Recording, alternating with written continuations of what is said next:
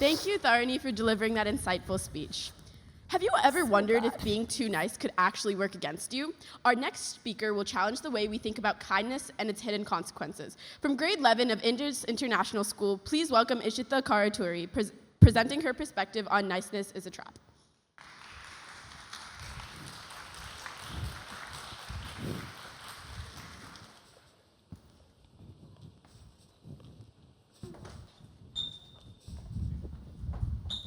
I want you to think about the last time you agreed to something, even though you really didn't want to. Whether this was taking up extra work or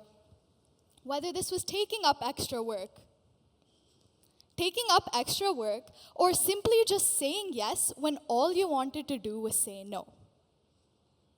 Got it? Now I want you to think about why did you do that? If any of you are thinking it was to be nice, let me tell you, you're not alone.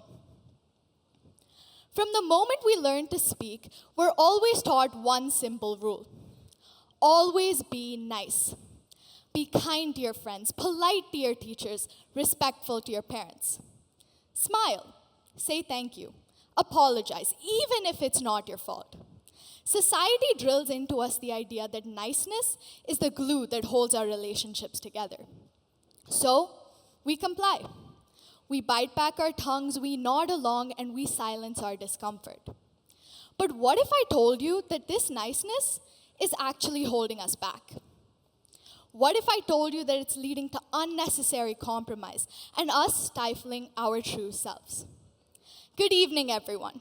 My name is Ishita Karuturi, and today I'm here to talk to you about why being nice is overrated. Last year, I held a shared leadership position alongside a friend. On paper, we were equals. We had the same title, same responsibilities, same voice in decision-making. But in reality, it didn't feel that way. Anytime we disagreed about something, I always let it go their way. Not because I thought they were right, but because I didn't want to cause conflict, or worse, be seen as too opinionated, too assertive, or just too much. So, I silenced myself. I sat back and let them take the lead.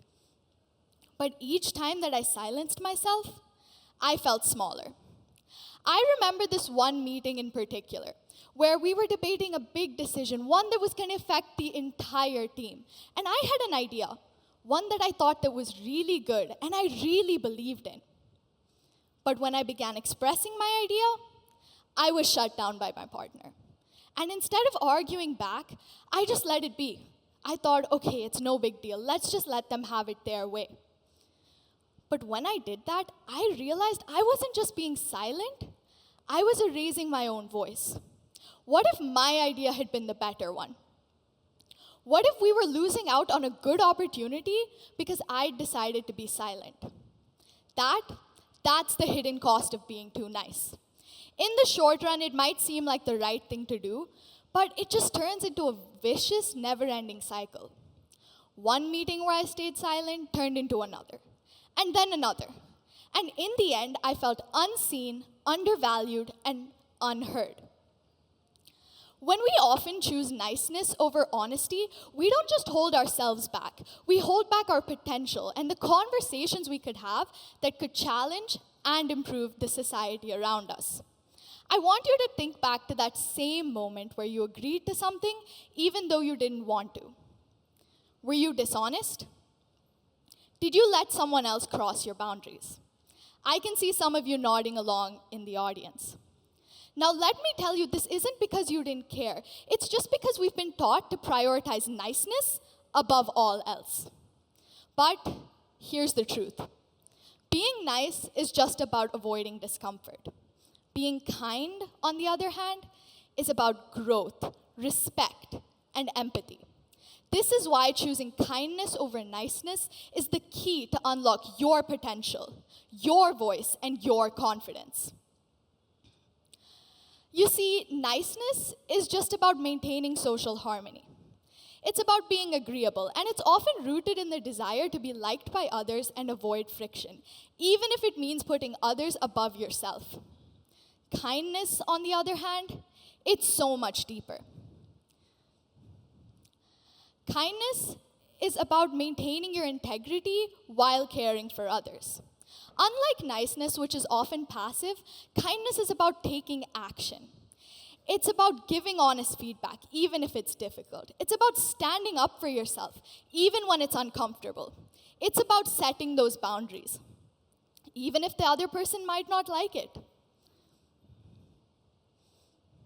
This is why some of history's greatest innovators didn't always play nice. Some of the biggest breakthroughs have come through conflicts and disagreements.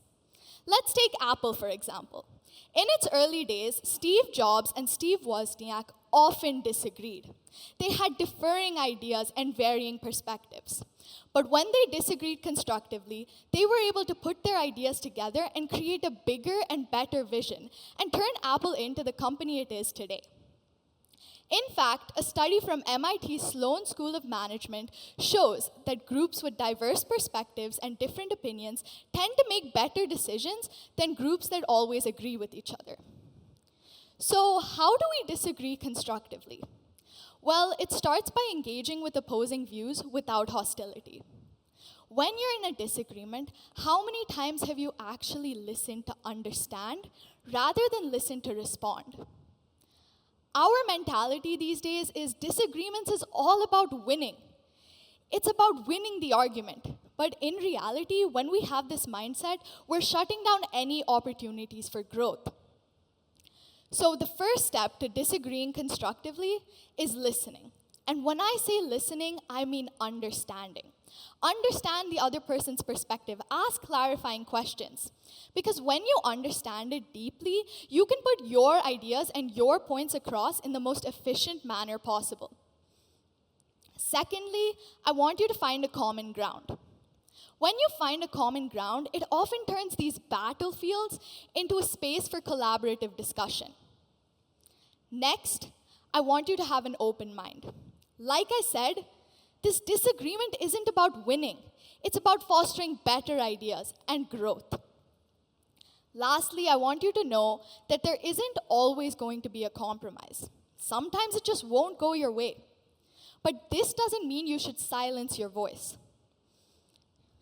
In a world that rewards other people for fitting in, being authentic can feel risky. But that shouldn't stop you. So, here's my challenge to you. Next time you find yourself debating on whether to be nice or whether to be honest, I want you to pause. Think about it. Am I doing this because it's the easy way out? Or am I doing this because it's the right thing to do? Because in the end, we don't need any more kind people in this world. We need people who are willing to have those difficult conversations. People who can challenge these ideas respectfully. When we say keep the conversation going, we aren't just talking about talking more.